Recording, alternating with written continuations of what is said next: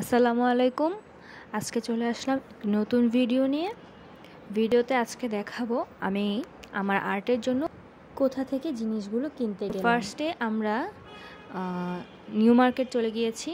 তারপর সেখান থেকে আমরা নিউ মার্কেটে যেই জায়গায় আর্টের জিনিসগুলো সব একসাথে পাওয়া যায় সেখানে চলে গিয়েছি। সেখান থেকে আমি দেখতেই পাচ্ছেন অনেক কিছু নিচ্ছিলাম, তো সব কিছু সুন্দর মতো নেওয়া শেষ।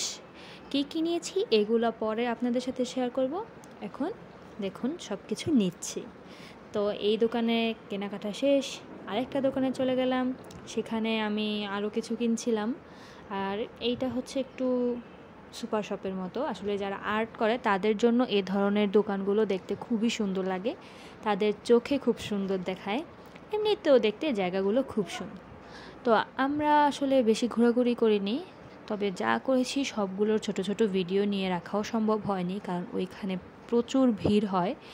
আর আমরা অনেক কিছু কিনে ফেলেছিলাম, আসলে হাত ফ্রি ছিল না, যার কারণে সব জায়গার ছোটোখাটো ক্লিপগুলো নেওয়া হয়নি। এই তো কেনাকাটা শেষ, বাসায় চলে আসছি। এই তো দেখতেই পাচ্ছেন, আসলে এখন কৃষ্ণচূড়ার টাইম, তো প্রকৃতিতে বিভিন্ন জায়গায় গাছে গাছে কৃষ্ণচূড়া দেখা যায়, ব্যাপারটা খুব সুন্দর। তো এই তো চলে আসছি, আর এই কত মানুষের ভিড়, সবাই আসলে বাসায় যাওয়ার জন্যই ওয়েট করছিল। তারপর আমরা চলে এসেছি শনিয়াখড়া, একটা গাছের মেলা হচ্ছিল, 30 টাকার গাছের ইভেন্ট। তো এই ইভেন্টে চলে এসেছি, এখানে অনেক অনেক ধরনের গাছ ছিল। আসলে সবগুলো গাছের নাম আমার জানা নেই বা মনেও নেই, তো আমি সেখান থেকে কিছু গাছ কিনেছিলাম।